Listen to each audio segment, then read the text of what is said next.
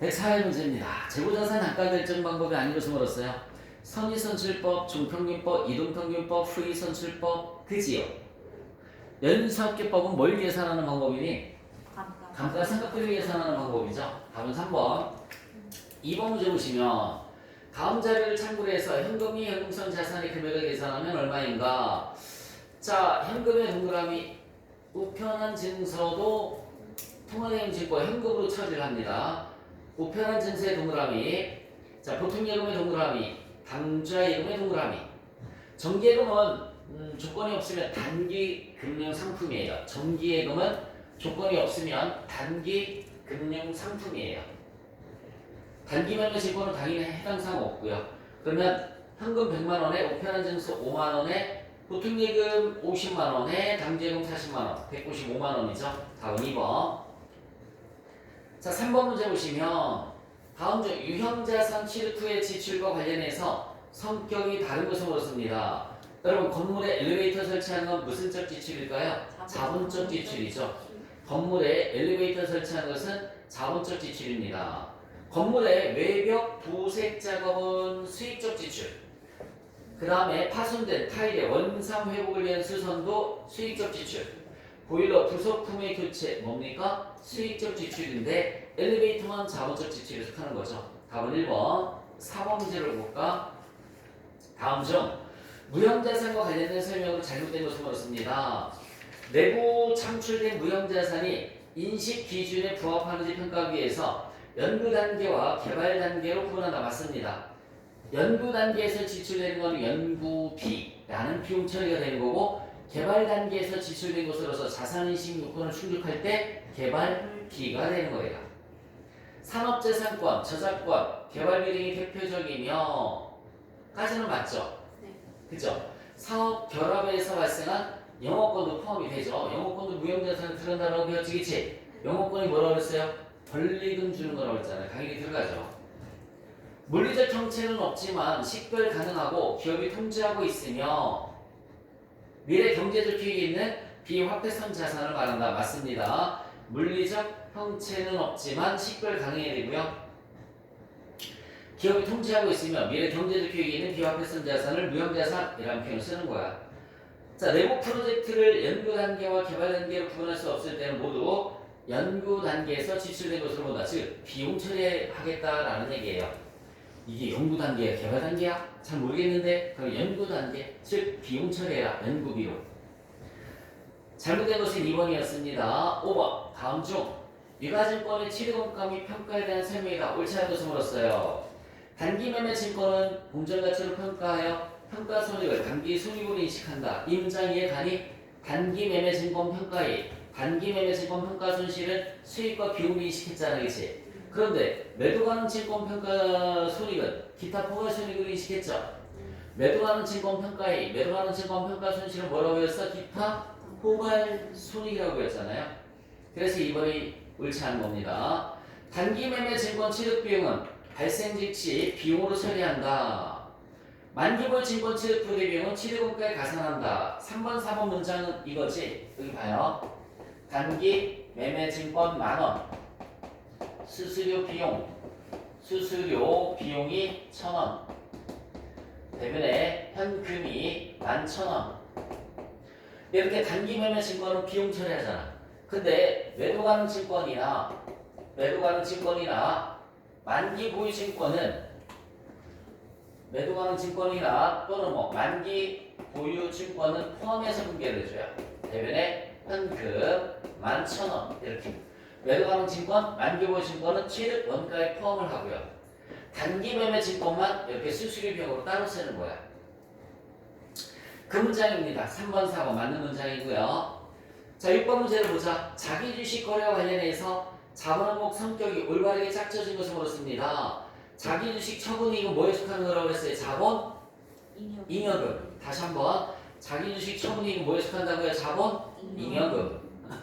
자기 주식 처분 손실은 뭐에 속하는 거라고 했죠? 자본? 조정.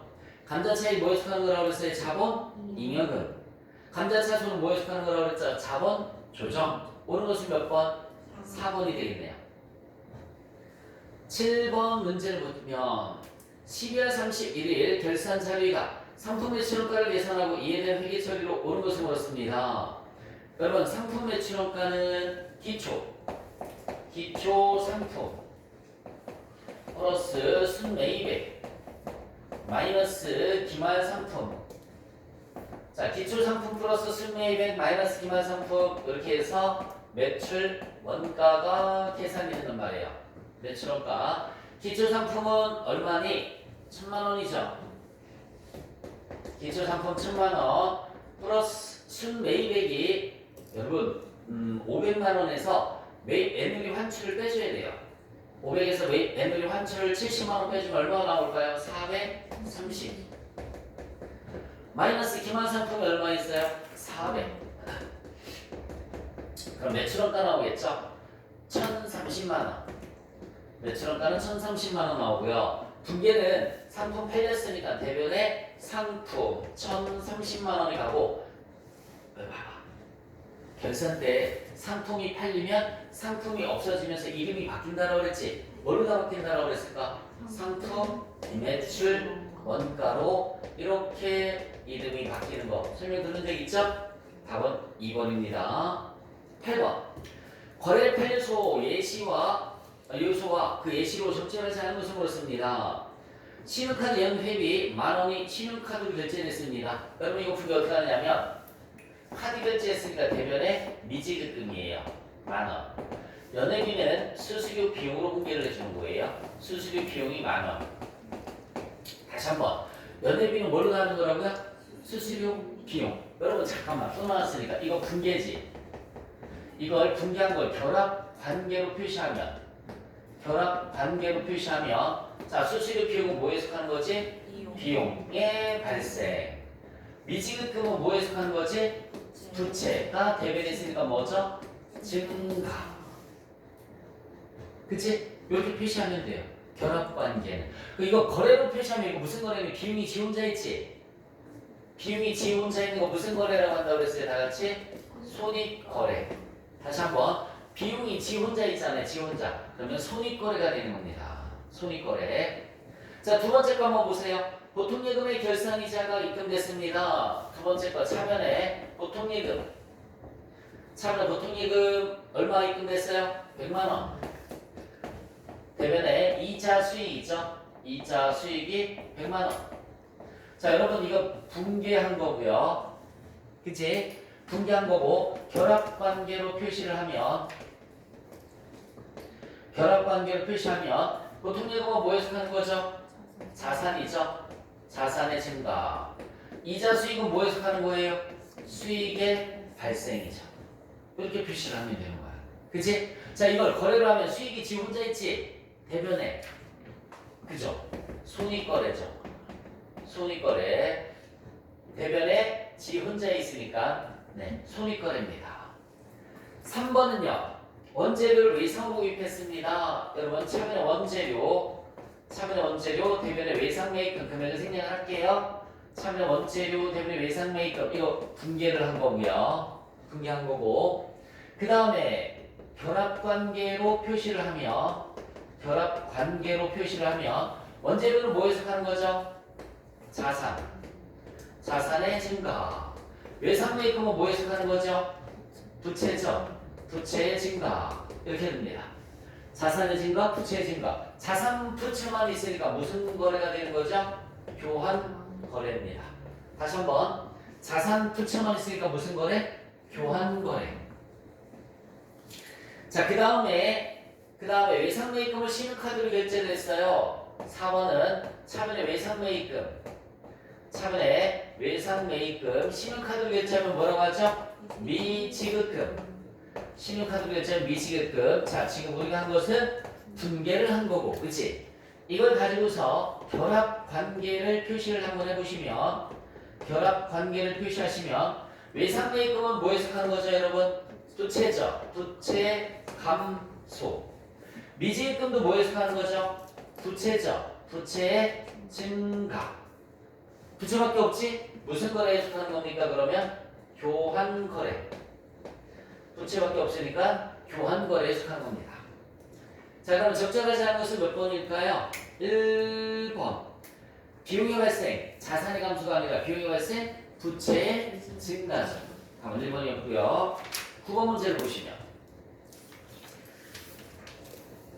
제조원가 명세서에서 확인할 수 없는 걸 물었어요. 여러분, 제조원가 명세에서 확인할 수 없는 거 뭐예요? 기만, 제품, 재고액. 얘는 어디에서 확인할 수 있는 거지? 손익계산서죠. 다시 한번, 기만, 제품, 재고액은 손익계산서에 들어가는 거예요. 손익계산서. 10번 문제를 볼까? 다음 중 원가의 분류 방법과 종류가 잘못 짝져진 것을 물었습니다. 원가 행태에 밑줄 쳐봐. 행태. 원가 행태. 자, 원가 행태에 따라서 고정비와 변동비 맞습니다. 통제 가능하냐, 통제 불가능하냐에 따라서 자, 통제 가능 원가와 통제 불능 원가라는 말을 써요. 통제 가능 원가, 통제 불능 원가라는 말을 씁니다. 통제 가능 원가, 통제 불능 원가. 이번에 틀렸네요. 이번에 틀렸어요. 통제 가능 원가, 통제 불능 원가. 자, 3번에 추적 가능성에 따라서 추적 가능하면 직접비, 불가능하면 뭐라고 할까요? 간접비라는 말을 씁니다. 직접비, 간접비. 의사결정 관련성에 따라서 관련원가, 매물원가. 여러분, 의사결정과 관련이 있으면 관련원가라고 하고요. 의사결정과 관련이 없으면 매물원가라는 말을 써요. 의사결정과 관련이 없는 과거의 원가를 매물원가라고 하는 거예요. 과거의 원가. 과거의 원가를 매물원가라는 표현을 씁니다.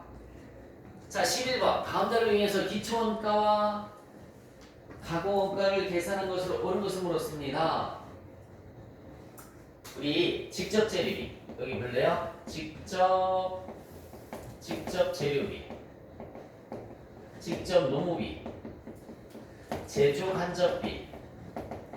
낸 제조원가.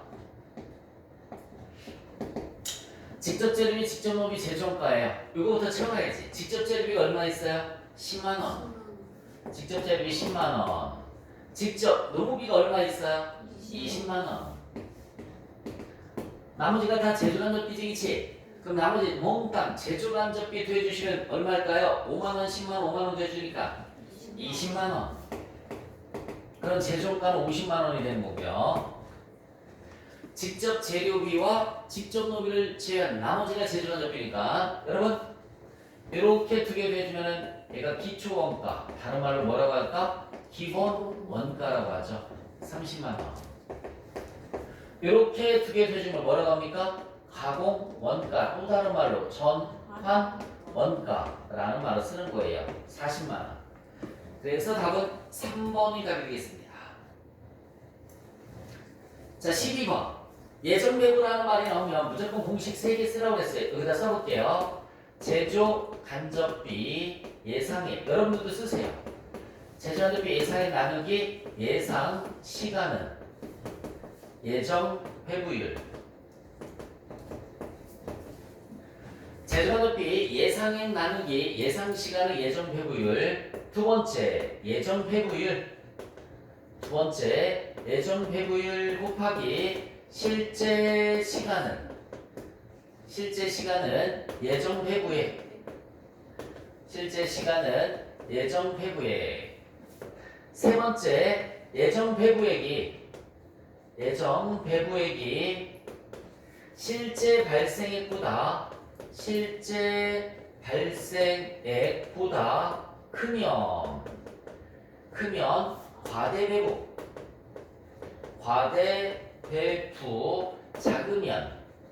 작으면 과소배부. 이 문제는 나오면 이걸 무조건 쓰고서 그냥 대입하면 답이 나오는 문제예요. 고민할 것도 하나도 없어요. 공식만 함께하고 있으면 되는 거야. 그래서 제조간접비 예상액 나누기 예상 시간의 예정 배부율, 그리고 예정 배부율 곱하기 실제 시간의 예정 배부액. 예정 배부액이 실제 발생액보다 크면 과대배부, 작으면 과소배부. 집어넣자. 예정 배부율이 나와 있어요. 시간당 80원이다. 여러분 여기 봐요. 예정 배부율이 시간당 80원 나와 있습니다. 얘가 80원이에요. 이미 나와 있어요. 그 다음에 실제 시간이 몇 시간이라고 나와 있어요? 5만 시간이라고 나와 있어요. 여러분, 얘가 5만 시간. 그 예정 배부액은 400만 원 나오네요. 예정 배부액은 400만 원. 여기가 400만 원이 된 거죠. 예정 배부액이 400만 원. 그리고 배부 차이가 13만 원 과대 배부일 때 여기 봐요. 13만 원 과대 배부래요. 그러면 실제 발생액은 얼마니? 그럼 뭐 간단하지. 이제 다 나왔잖아. 예정 배부액이 실제 발생액보다 크면 과대 배부라고 그랬죠. 이거 큰 거잖아. 얘는 작은 거고. 얼마만큼? 14만 원만큼. 387만 원. 387만 원이죠. 그래서 제조업비 실제 발생액은 387만 원. 2번이 답이 되는 겁니다. 저거 쓰고서 그냥 대입만 해주시면 돼요. 쓰고 대입만 해주시면 됩니다.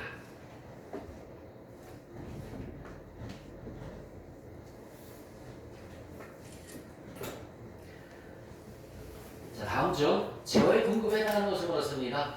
담보 제공은 제어의 공급이 아니에요. 그 다음에 주세 물납. 동그라미 3번에 사업용 자산을 지방세법에 따라 물납하는 거, 이게 주세 물납이란 말이죠. 줄여서 주세 물납이라는 말 씁니다. 주세 물납. 제어의 공급 아니고요. 도시 및 주거환경정비법에 따른 수용, 강제로 뺏기는 거지, 그치? 수용은 강제로 뺏기는 거는 또 국세징수법에 따른 공매. 이게 무슨 말이냐면 여기 봐요. 세금이 체납돼서, 다시 뭐가 체납돼? 세금이 체납되면 국세청에서 가만히 있겠어요? 그 사람의 재산을 압류해서 넘겨버리겠죠. 그걸 우리가 공매한다라는 말을 쓰는 거예요. 국세징수법에 따른 공매라는 말을 쓰는 거야. 다시 한번, 세금이 체납되면 국세청에서 그 사람의 재산을 압류해서 공매를 하게 되는데 이걸 우리가 국세징수법의 공매라는 말을 쓰는 겁니다. 이런 것들은 제어의 공급이 아니고요. 사업장별로 동그라미 2번에 보시면 사업에 관한 모든 권리와 의무 중 일부를 승계하는 사업의 양도, 얘는 제어의 공급인데 참 어려워, 그죠?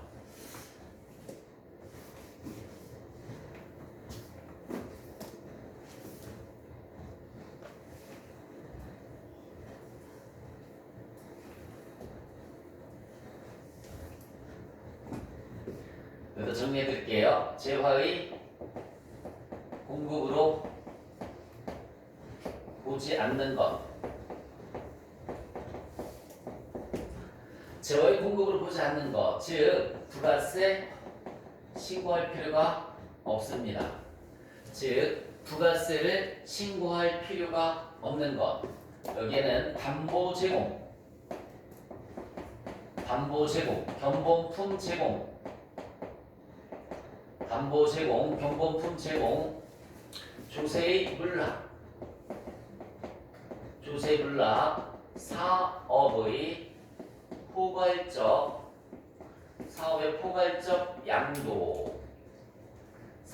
포괄적 양도, 강제 공매,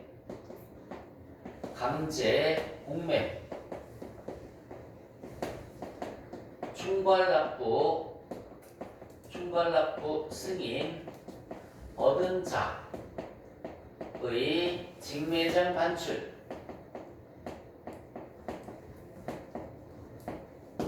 이런 것들이 있어요. 이런 것들을 우리가 재화의 공급으로 보지 않는 것이란 말 쓰는데, 이 재화의 공급으로 보지 않는 거니까 부가세 신고를 할 필요가 없답니다. 동그라미 2번 다시 한번. 담보 제공 여기 있죠. 파는 거 아니지. 동그라미 2번은 사업에 관한 모든 권리와 의무를 승계하는 사업의 양도. 요거 사업의 포괄적 양도를 쓴 건데 어떤 단어 때문에 안 될까? 일부라고 나와 있잖아요. 일부라는 말 때문에 얘는 재화의 공급으로 보는 겁니다. 전체적으로 다 넘겨버리는 건 재화의 공급이 아닌데 일부만 넘기는데. 다시 한번, 사업장별로 사업에 관한 모든 권리와 의무를 승계하는 사업의 양도. 일부라는 말이 빠지면 재화의 공급이 아닌데 일부만 넘기고 일부는 넘기지 않는 거지, 그치? 그리고 이건 재화의 공급이 되는 거예요. 이거는 사업의 포괄적 양도는 전부를 양도하는 거야. 다시 뭘 양도하는 거라고요? 전부. 일부가 아니라 전부를 다 양도하는 거. 동그라미 3번은 사업용 자산을 지방세법에 따라서 물납하는 거, 조세의 물납을 의미하는 거였었고요. 그 다음에 수용, 여기 강제 수용, 내가 빼먹었는데 강제 수용, 강제 경매, 강제 공매 이런 것들 다 제어의 공급으로 보지 않습니다. 제어의 공급으로 보지 않는 거야.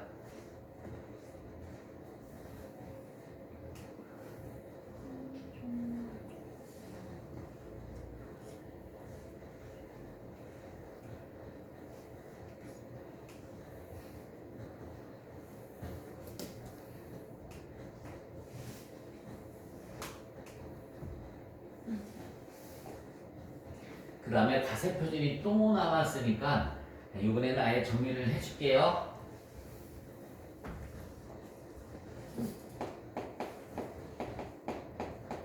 부가가치세, 과세 표준에 포함하는 것. 얘는 매출액에 더하는 것. 이렇게 해석하면 돼요. 과세 표준에 포함하는 것, 즉 매출액에 더하는 것. 매출액에 더하는 것. 여기에는 뭐가 있냐면 할부 판매 시 이자 상당액 대가의 일부로 받는 운송비, 그 다음에 판매 장려 금, 품 등 대표적인 거. 자, 일단은 계산하는 문제에서 부가세 과세 표준에 포함하는 걸 물었어요. 즉 매출액에 도해야 되는 걸 물었어요. 그러면은 할부 판매 시 이자 상당액, 그 다음에 대가 일부를 받는 운송비, 판매 장려금은 매출액에 더할 것, 플러스 할 것.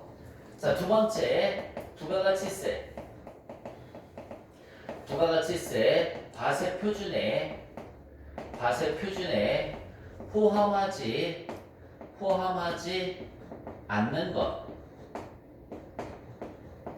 여기는 두 가지가 있어요. 매출액에서 차감하는 것. 매출액에서 차감하는 것. 매출 애누리, 매출 할인, 그 다음에 매출 환입, 그 다음에 파손된 금액. 이런 것들은 매출액에서 차감하는 것, 빼줄 것. 아까 들어준 적 있죠, 그쵸? 빼줄 것. 그 다음에 매출액에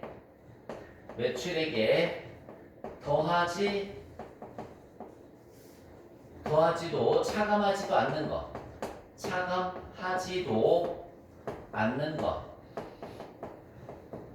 더하지도 차감하지도 않는 것. 그냥 내비두는 것. 연체이자,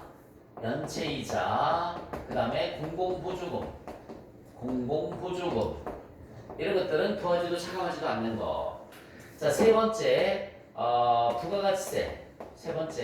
부가가치세. 과세 표준에서 공제하지 않는 것. 자, 얘는 뭐냐면 매출액에서 차감하지 않는 것. 얘도 차감하지 않는 거예요. 대손금, 판매 장려금, 그 다음에 하자 보증금. 아휴, 이 머릿속에 있어야 된다고. 그래야 그 한 문제 맞출 수 있다고. 그래서 여기 봐요. 저는 개인적으로 그럽니다. 우리 전산회계 시험 준비하는데, 전산생 2급 준비하는데 저거 몇 회에 한 번 나올까 말까요, 저 문제가. 완벽하게 맞추고 싶다라고 하면 암기를 해줘야 되는데, 그쵸? 여러분들 판단. 자, 14번 문제 봅시다. 과세 표준에 포함하는 걸 물었어요. 여기 봐요. 연체이자. 여기 있네. 여기 봐봐. 이렇게 찾는 거야. 연체이자가 여기 있지. 얘는 포함하지 않는 것이네. 그죠? 과세 표준에 포함하지 않는 것에 연체이자가 들어간단 말이에요. 포함하지 않는 거. 그 다음에 애누리나 환입이나 할인 여기 봐요. 애누리나 할인이나 환입도 과세표준에 포함하지 않는 거. 그 다음에 수입하는 재료에 대해서 관세, 과세가격과 관세, 개별 수입세 얘는 과세표준에 포함하는 거. 과세표준에 포함하는 거. 여기 더 써줄게요. 여기 판매 장려금 등 옆에다가 관세 등 이렇게 쓸게요. 관세 등 수입했을 때 관세 등 네, 저런 것들은 다 과세표준에 포함하는 거예요. 공급받는 자에게 파손, 훼손, 멸실된 재료에 가 여기 봐요. 파손 포함하지 않는 것. 시험 문제가 이렇게 나온다고. 외워도 적용하는 게 쉽지가 않다. 알았죠? 외워도 적용하는 게 쉽지가 않다고요. 15번 문제 보겠습니다. 15번 부가가치세법상 부동산 임대 용역을 공급하는 경우에 전세금 또는 임대보증금에 대한 간주임대료의 공급 시기를 오른 것을 물었습니다. 여러분 답은 4번이고요. 임대료와 간주임대료의 공급 시기는 똑같아요. 예정신고 기간 또는 과세기간 종료일 똑같습니다. 답은 4번이에요. 임대료나 다시 한번 임대료나 간주임대료의 공급 시기는 똑같습니다. 예정신고 기간 또는 과세기간의 종료일까지. 그 시험제 많이 나오니까 잘 기억해 주시면 되고요. 예정신고 기간 종료일은 몇 월 며칠이냐면 밑줄 쳐봐. 예정신고 기간 종료일은 3월 31일, 3월 31일, 9월 30일. 네, 그 예정신고 기간 종료일이라고 하고요. 과세기간 종료일은 6월 30과 12월 31일을 의미하는 거예요. 6월 30과 12월 31일을 의미하는 겁니다. 자, 다시 한번 우리 부가세 신고할 때 임대료하고 간주임대료는 여기 잠깐만 보자. 1기 예정 신고 기간이 1월 1일부터 3월 31일. 1기 확정 신고 기간은 4월 1일부터 6월 30일. 그 다음에 잘라서 2기 예정 신고 기간은 7월 1일부터 9월 30일. 2기 확정 신고 기간은 10월 1일부터 12월 31일이란 말이에요. 요날까지 임대료와 간주 임대료를 계산해서 4월 25일까지 납부를 하는 거라고요. 요날까지 임대료와 간주 임대료를 계산해서 7월 25일까지 납부를 하는 거고, 요날까지 임대료와 간주 임대료를 계산해서 10월 25일까지 납부를 하는 거고, 요날까지 임대료 간주 임대료를 계산해서 1월 25일까지 납부를 하는 거야. 그래서 요날을 여기 봐요. 요날을 예정 신고 기간 종료일 이런 말 쓰는 거고, 그치? 다시 한번 요날을 뭐라고 한다고요? 예정 신고 기간 종료일. 요날은 뭐라고 할까? 세모 표시 요날은 확정 신고 기간 종료일이 아니라 과세 기간 종료일 이런 말 쓰는 거야. 과세 기간 종료일. 거기 써놨잖아. 과세 기간 종료일. 요날은 뭐라고요? 예정 신고 기간 종료일. 이날은 뭐라고요? 과세 기간 종료일. 우리 부가세 1기 과세 기간이 원래는 이거 설명했었어요. 1기 과세 기간이 1월 1일부터 6월 30일. 과세 기간 종료일이라고요. 근데 이걸 다시 잘랐을 뿐이라고. 1월 1일부터 몇 월이지? 3월 30일. 4월 1일부터 6월 30일. 그러니까 요 날은 과세 기간의 종료일이죠. 요 날은 뭐라고 하는 거고? 요 날은 예정 신고 기간 종료일이란 말 쓰는 거고요. 요 날이잖아. 과세기간 종료일이잖아. 그래서 과세기간 종료일 이런 표현을 쓰는 겁니다. 세번 정도는 어렵지만 자꾸 들어서 이해를 해주시면 됩니다.